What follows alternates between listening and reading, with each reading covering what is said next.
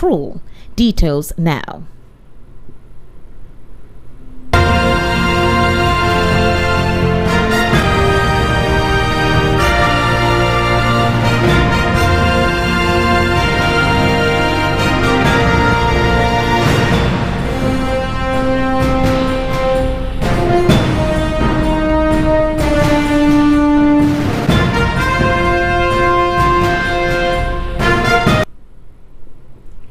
Thank you for staying with us. The news begins from stories outside the shores of Nigeria, where two European countries, Spain and Portugal, were hit by a major power outage today. Now, reports have it that it is yet not really clear the total number of cities affected, but the two former colonial powers have a total of 50 million citizens. However, Spain and Portugal's capital cities were affected. Subway networks, phone lines, traffic lights, and ATM machines were shut down by a power surge. In Portugal, the outage hit the capital, Lisbon, and surrounding areas, as well as northern and southern parts of the country. Quoting Spain's public broadcaster, the Associated Press disclosed that the major power outage occurred just after midday local time. Associated Press further reported the Spanish generator Red Electrica said it affected the Iberian Peninsula and that the incident has been assessed. In Spain, electricity demand witnessed a steep drop from 12:15 p.m., falling from 27,500 megawatts to nearly 15,000 megawatts. Some of the affected places included Spain's parliament in Madrid and subway stations across the country, which were left in the dark. Meanwhile, concerning Ukraine and Russia, Russian President Vladimir Putin had ordered a 3-day ceasefire in the war against Ukraine from May 8th to May 10, 2025. The ceasefire coincides with Russia's World War II Victory Day commemorations. Now, according to Russia, they believe that the Ukrainian side should follow this example. In the event of violations of the truce by the Ukrainian side, the Russian armed forces will give an adequate and effective response. The Kremlin disclosed further that this is no time to hold on to power.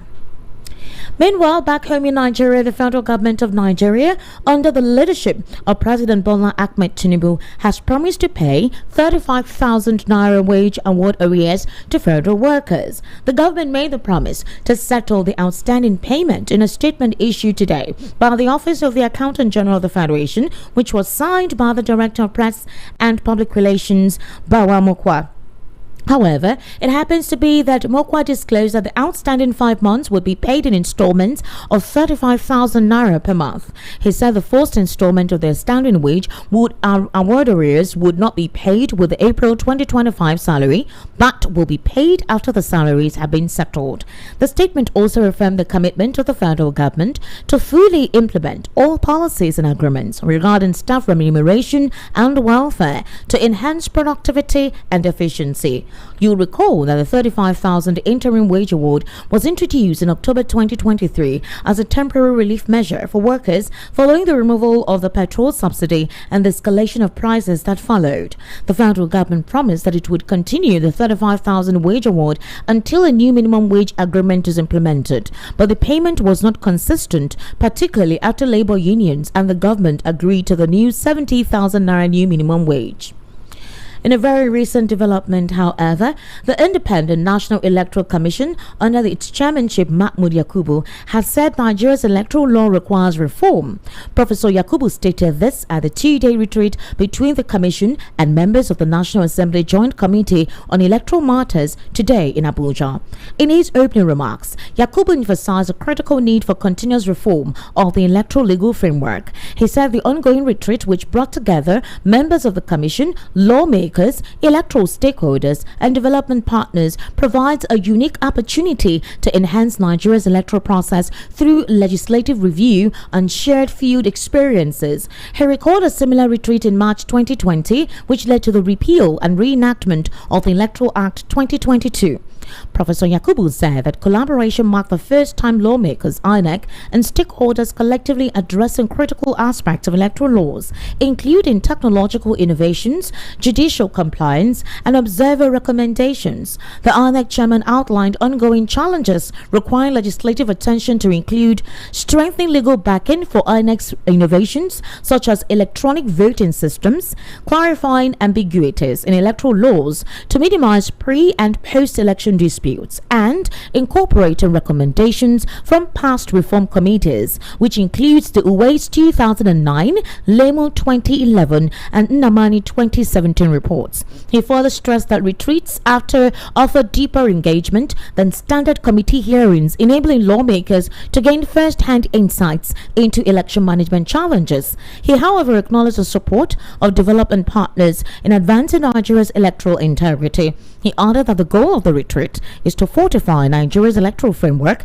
ahead of future polls. He assured INEC would share field experiences with lawmakers to guide further amendments to the Constitution and Electoral Act.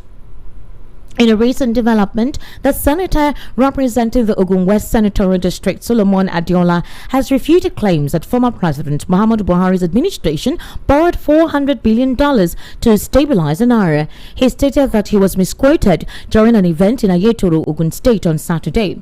Now, the statement was released today by his special advisor on media, Kaide Odunaro. Adiola clarified that the report, which appeared in several major newspapers and online news platforms, misrepresented his remarks made in Yoruba during a town hall meeting with his constituents. He stressed that the removal of the fuel subsidy by President Bola Tinubu and the floating of the exchange rate are essential measures, asserting that without these fiscal policies, the Nigerian economy was at risk of collapse. He also disclosed that the statement indicated that a misquotation likely occurred due to the transcription process from Yoruba to English, noting that many journalists from the publications that released the report were absent from the town hall meeting. Adiola expressed his respect for former President Buhari, recognized his commendable efforts in managing the economy given the challenges he faced during his administration. Now, in a very recent development or so, Peter Nwachukwu, husband of late gospel singer Osinachi Nwachukwu, has been sentenced to death by hanging by the Federal Capital Territory High Court, sitting in Wuse Zone 2, Abuja. Justice Njideka Nwosu Iheme delivered the judgment today after dismissing Nwachukwu's no-case submission. The court found him guilty of culpable homicide in connection with the death of his wife on April 8th. Nwachukwu, who was arraigned on June 3rd, 2022, faced a 23-count charge filed by the Office of the Attorney General of the Federation. However, in a very recent development too, veteran Nollywood actor Kenneth Okonkwo, in a very recent interview, disclosed that the All Progressives Congress was not a party to belong. He also disclosed that the presidency relied on the Muslim presidential ticket for 2023. He stated that APC's Muslim ticket would permanently destroy the political viability of Christians in the North if it is allowed to stand. He added that he resigned his membership in the interest of equity, justice, fairness, and peaceful coexistence amongst Nigerians. Let's take a brief listen to him during a Monitor television program earlier on today.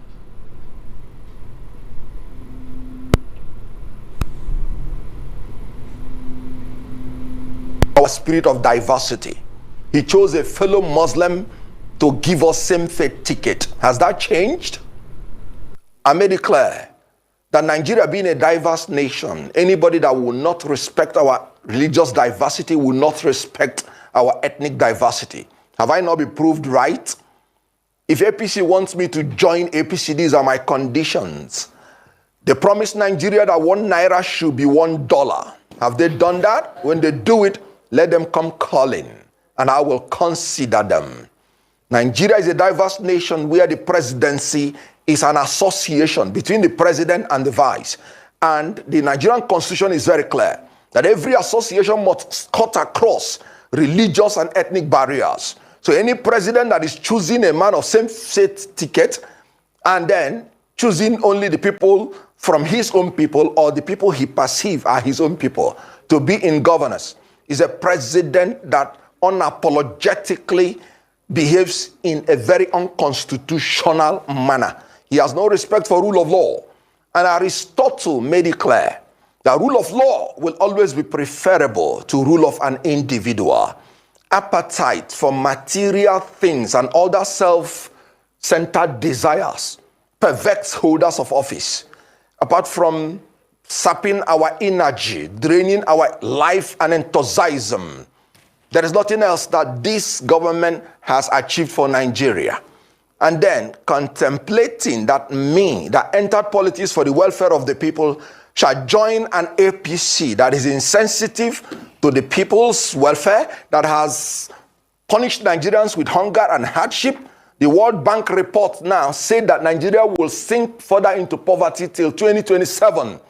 That in Tinubu's regime, there is no hope for recovery from poverty. And they gave their reasons: structural economic weaknesses, dependence on oil revenue, national fragility. In other words, national conflicts.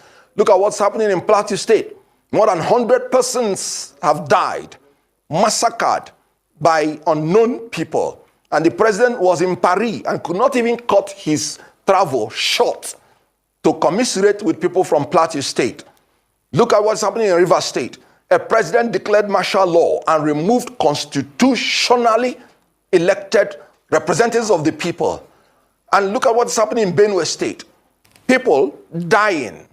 All the things this president has given Nigeria is tears and blood. And you want to say Kenneth Okonkwo will contemplate going into such an association? I tell you what Dove said, man, said. He said toxic leaders are energy vampires, draining life and enthusiasm out of the people they lead. You want my life and enthusiasm to be drained? No. I reject APC as presently constituted, as a party that does not live up to its promise, as a party that has inflicted Nigeria with hunger and hardship, as a party that does not recognize our diversity, as a party that has given us nothing except tears and blood. All right, that was Kenneth Okonkwo speaking there during a Monitor television program as to why he left the APC and promises never to return to the All Progressives Congress. Meanwhile, a chieftain of the All Progressives Congress, Jesutaga Onakpasa, came hard on President Bola Tinubu, saying that the president has failed woefully based on the performance of his administration. Speaking during a Monitor television program, Onakpasa warned that going by the performance of the president, he may end up being a one-term president if he does not improve in his performance. Onakpasa also wondered why Sheriff Ovowari, governor of Delta, who he referred to as his cousin, defected to the APC. He went on to mention that the governor's defection to the ruling party does not add any value to the APC or to the state. Let's take a brief listen to him. Always have opposition because people must disagree. This idea of a one-party state is simply unattainable. There must be disagreement. Even in our party, we disagree. We are not even a one party in our party. Is it Nigeria that will become a one-party state? It's a waste of time. So, I wish my dear cousin, Sheriff Oborewori, well. I welcome him to our party. But I don't think this idea of everybody joining one party is good for democracy. I don't even understand why he left his party. It does not make any sense to me. Does not at all. I think President Tinubu should concentrate more on bringing down prices of goods and services, strengthening democratic values and all this idea of people coming to our party.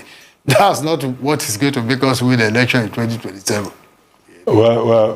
Just to take out this. Foundational member of the APC.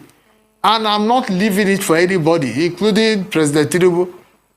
Now, if you see the truth, you see the Bible says, "And ye shall know the truth, and the truth shall set you free." You cannot pretend, even you, Ruben, you can't pretend that there is no hunger in the land. You cannot pretend that people are not finding it difficult to make ends meet. That's all. In fact, when Bola Tinubu called us to support him, he promised to make food cheap. At that time we were being insulted. We are Agbadorians. We are this, we are that. So we told him, we said, let us just produce food. And that's what he promised us. Only for him to come to power and then, in fact, only God understands what he's doing. That's his headache. I'm not leaving my party for anybody. not at all. But I'm certainly not supporting him for 2027.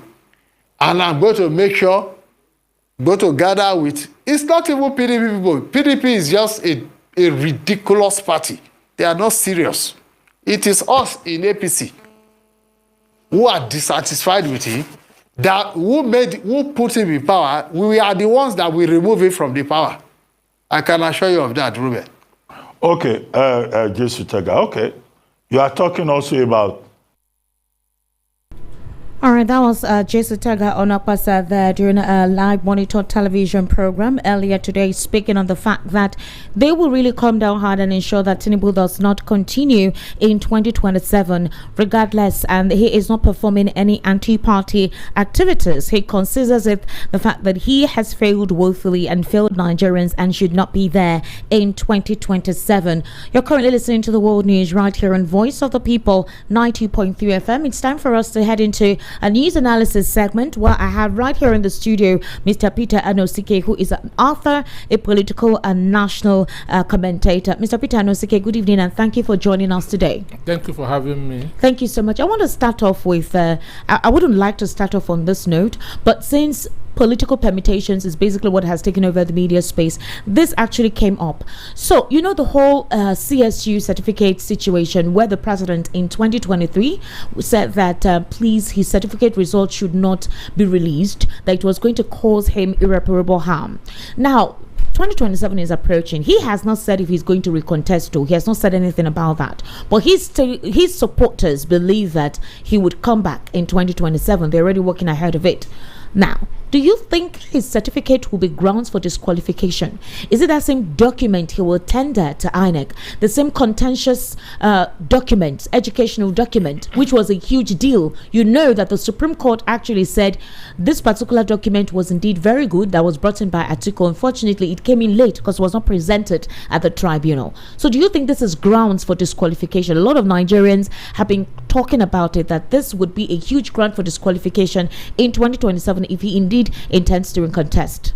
Well, for me, the Supreme Court had not really decided on that issue because they say that it didn't come at the right time. So I don't know if Atiku is going to represent, if Atiku or any other person is going to represent the matter, because right now Supreme Court has not really taken any decision on it. Okay, but you could remember at the time that it was quite a very sensitive issue. In fact, the president had to go to court. He had to send his team. It was a huge deal. And it was obvious that the administration or the president at the time with his team were actually very scared. Where even one Elnora Daniels even said she was going to sue the president because he mentioned her name, that she was a principal or the secretary who signed on the document. Yes. Exactly. And they said Elnora Daniels said she was going to sue President Bola Ahmed Tinubu, but later we did not hear anything about that. She didn't sue him. We didn't hear anything. She said even at the time before she came to that institution, that the date that the president mentioned, she was not yet the registrar of that institution at the time. She came 17 years after. Exactly. So she was saying that whole narrative and her name was false because she was not yet in the institution at the time that the president mentioned that he attended that institution. So the controversy is still on. And that was a document, this supposed sentimental document or controversial document that the president tendered to INEC. So do you think that that's the same document, or INEC may not necessarily need him to resubmit any other document since he's already a president, and they may continue, they may not actually necessarily ask him to present that as part of the document again in 2027 when he wants to recampaign? 2023 election and 2027 are not the same. The same, okay. If you are a candidate, you have to file, you have to make your submissions. All so right. you have to file on your documents. Okay. So I don't know if it will be the same document that he will submit. Okay. Or whether he has gotten a degree from University of Abuja. Understand me? That in this short space of time, anything can happen. This is Nigeria. Anything can happen. So it was a contentious issue, and it was even Tinubu that made it contentious. Okay. When you begin to say, don't publish to cause me irreparable damage. You are creating a suspicion. You are creating suspicion, and that's what really caused it.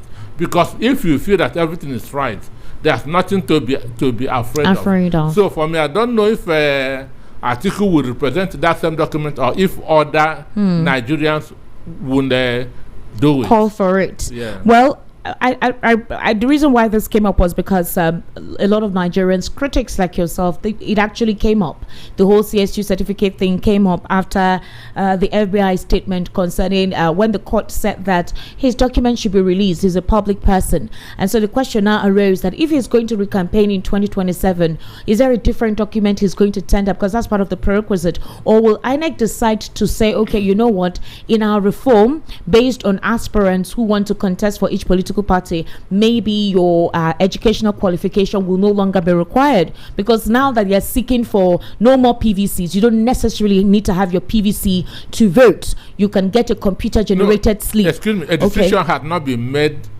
by that, understand me? No, what I'm trying to say is that INEC may decide to change its requirements when it comes to that particular period in 2027. But there must be qualifications. There must be qualifications. What if INEC decides and says it's not necessary? Maybe only you need your school certificate. That's all. Nothing more beyond that. Mind you, somebody graduated in 1974 for a school that started in 1974. Okay. So it is also an issue. All right.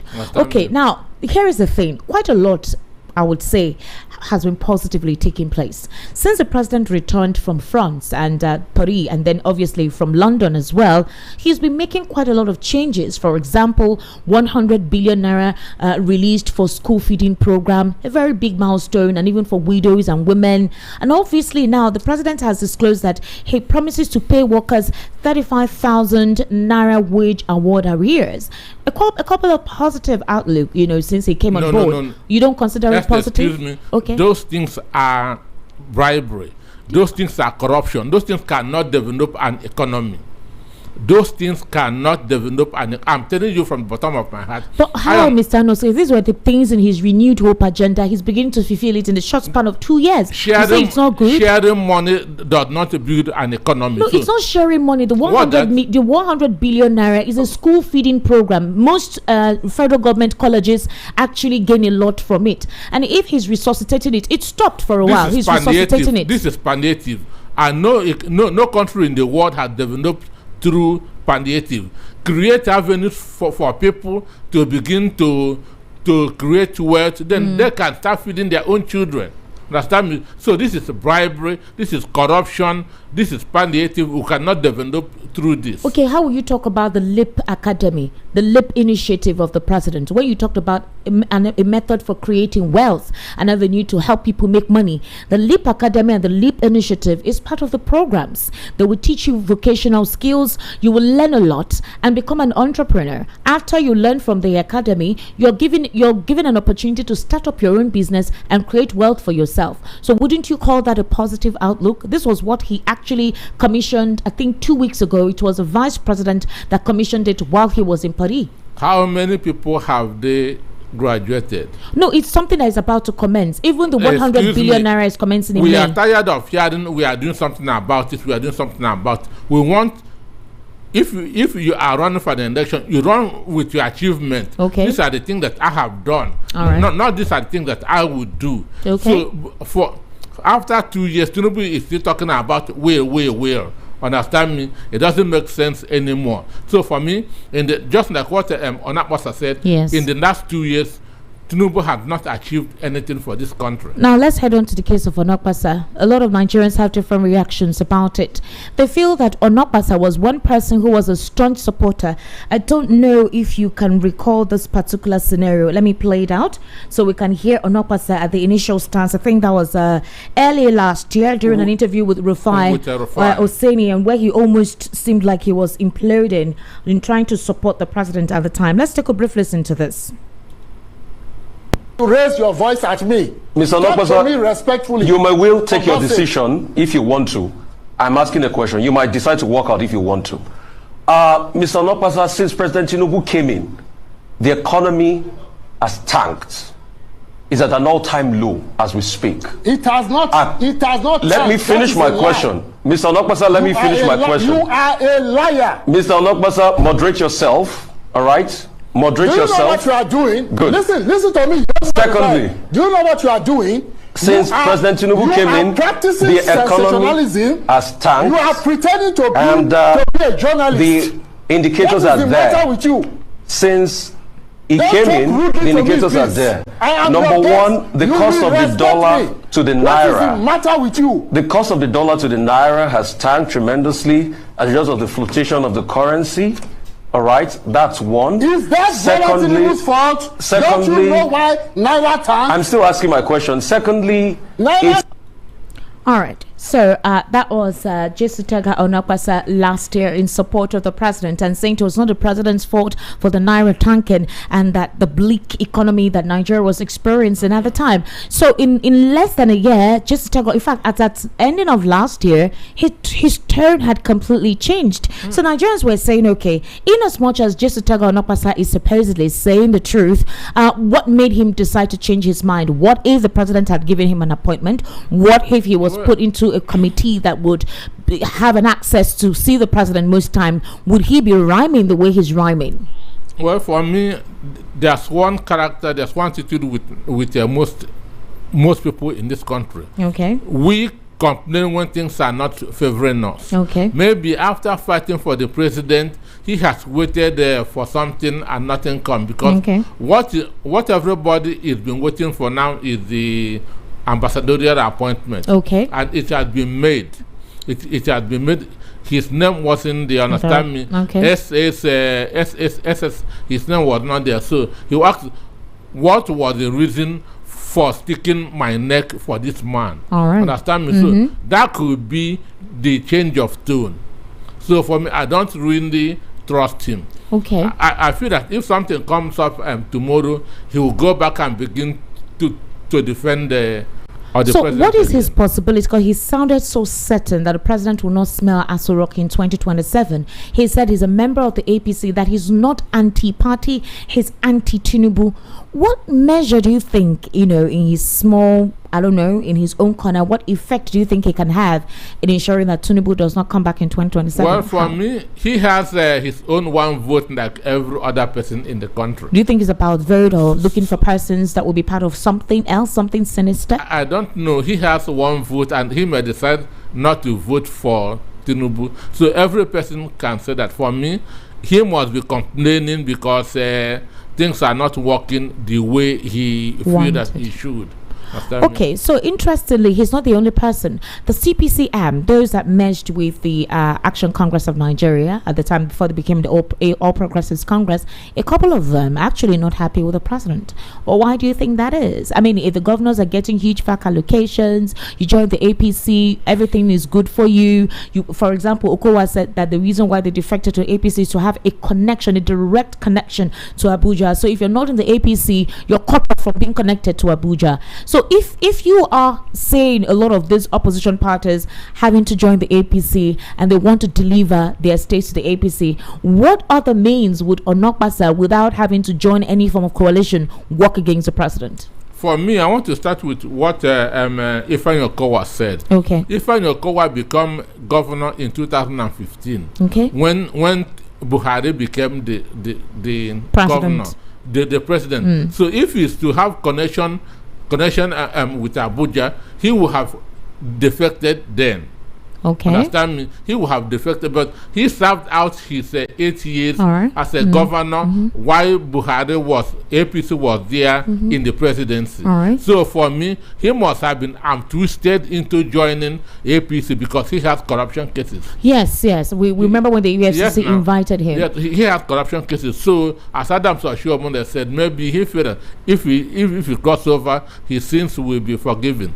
So this reason is not tenable at all. So this solidifies what Adams Oshiomhole says: all your sins will be forgiven once you join the APC. That's what is happening. That is what is happening. So we've been hearing about permutations of Peter Mbah also joining the fray. Is it a very strong possibility that would not be surprised to hear that Peter Mbah has defected, because he has not come out to renounce it or denounce it? Well, for me, I heard this thing even before Peter Mba was sworn in. Okay. I heard this permutation. I've told you on this program that two people from the northeast want to contest, want to succeed Tinubu, and I gave you the vice president and Nuhu Ribadu.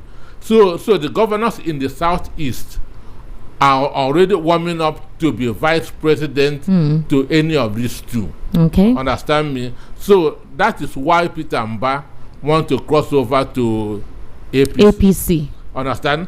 To position himself as a vice presidential candidate to Nuhu Ribadu. Is it going to be possible? Is there any tendency of that happening, though? If you look at how the political arithmetic is, who believes that? Believe what?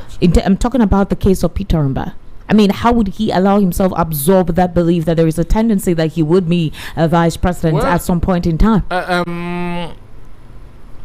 Every politician believes anything, and Northeast is likely going to have power in 2031. Okay. And Northeast may likely pick a VP from the Southeast. Because these are the two regions that have not produced their president since 1999. Interesting. Very, very interesting. So our politics is all about stomach infrastructure. Is that the reason why the Enugu state governor has been suppressing the killings of its community members by Fulani headsmen? To look good in the book of the Fulani people.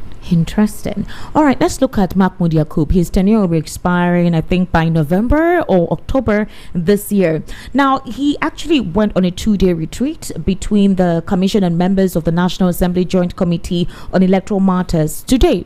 Now, in Abuja, in his opening remarks, he's emphasizing on the critical need for continuous reform of the electoral legal framework. He talked about a unique opportunity to enhance Nigeria's electoral process. So one of the things he actually talked about was strengthening the legal backing for INEC's innovations, such as electronic voting systems, clarifying ambiguities in electoral laws to minimize pre- and post-election disputes, and incorporating recommendations from past reform committees, which includes the Uwais, Lemu, and Namani reports. Now, this is where the issue is. In 2022 November, Mahmoud Yakub actually, after pushing for the implementation of IRA portal, where we can get to see election results real time being uploaded from all the polling units. I remember that information was misconstrued. INEC chair Mahmoud Yakub did another press conference addressing the press that it was in the Electoral Act. It was a mandatory electoral guideline that based on the results uploaded on the IRA portal, that is what they were used to determine in terms of transparently how results came in from each ward and each polling unit before final announcement. And then when it went to the tribunal, when supposedly the presidential election got a glitch, which up till now INEC has not been able to explain appropriately, they say that it was not necessarily a compulsory requirement for them to use the IRA portal. Could this be what he's talking about, the electoral ambiguities? Well, he has done the damage already because he knew all these things in the constitution. Okay. He knew of all these gaps in the constitution and still went ahead to conduct the worst election in the history of Nigeria because he was commissioned to do that. Right. So now, within the next few months, he will be away. Understand me? What's the need of calling for a reform now? What's the need after he has destroyed, killed the people of the country in so many ways? Okay. Because what is happening in Benue, in Plateau, and in other states of the country, the hunger that we are all going through, he is connected to it. All right. Because if the 2023 election was free and fair and credible, we would not have been going through what we are going through at this point in time. Because a different person would have been there at Aso Rock. What if the president does not contest in 2027? What if he just wants to? I'm just asking. Excuse me. Tinubu is ready to contest in 2035. Really? How do you mean so? Nobody can remain in power for that long. He's old already. 8 years. I even think this 4 years is stressful enough to say you want to even go for another 4 years. I say Tinubu is ready to contest in 2035. That's after 2031. Give him opportunity, he'll contest in 2035. Well, a couple of people believe that nothing will change, that with the way things are going, anyone thinking it to be otherwise is being delusional, that, it's going to be a clean sweep for him. You will have some... It will be if the parties in opposition fail to form a strong coalition. But the question about coalition is it coalition of just unseating or coalition of having the people's interest at heart? Because up till now, you're not seeing grassroots mobilization ahead. What did the APC do in 2015? You know that it was a coalition to grab power. But before 2015, you saw them being a staunch opposition. They were critiquing everything about the Jonathan government. The Occupy Nigeria protests in 2020, 2012. These activities made Nigerians believe that indeed change was imminent, and they felt that they had the people's interest at heart. Talk about power outage, talk about insecurity, talk about education, road infrastructure, welfare. If you look at all the previous tweets of the president, they condemned and condescended the administration of Goodluck Ebele Jonathan on every occasion. So if they acted like they had the interest of the people at heart, then how do you think it's not going to be the same thing? Let me tell you the reason. The legacy media are in the hands of the people in APC. The legacy media are in the hands of the people in APC. Now, Tinubu is the owner of the Nation newspaper. Oji also Kando is the owner of the Sun newspaper. Tinubu has a share in Punch. Understand me? Tribune is owned by the West. He has interest there. So check all the newspapers, check all the radio stations and television stations. So it is owned by the APC. So they have the instrument then to run any government down. But now everybody's eye has opened. And thanks to social media, you can now at least raise their voice, share opinion, and so on and so forth. Or counter some of the propaganda. All right, Mr. Peter Anosike, thank you so much for taking your time and giving us your perspective to some of these issues discussed in the world news at 6 weeks. Sincerely do appreciate your input. Yeah, thank you for having me. Thank you very much. To wrap up here again are the top stories. You heard we started from stories outside the shores of Nigeria where Spain and Portugal are trapped in darkness over power outage. You also heard that Putin has declared a ceasefire in Ukraine for possibly 3 days. President Tinubu's government promises to pay workers 35,000 naira minimum wage, 35,000 wage award arrears. INEC Chairman Yakubu calls for electoral law reform. Senator Adiola makes U-turn on claims that Buhari's government incurred $400 billion debt to stabilize the naira. And you also heard that gospel singer Osinachi's husband sentenced to death by hanging.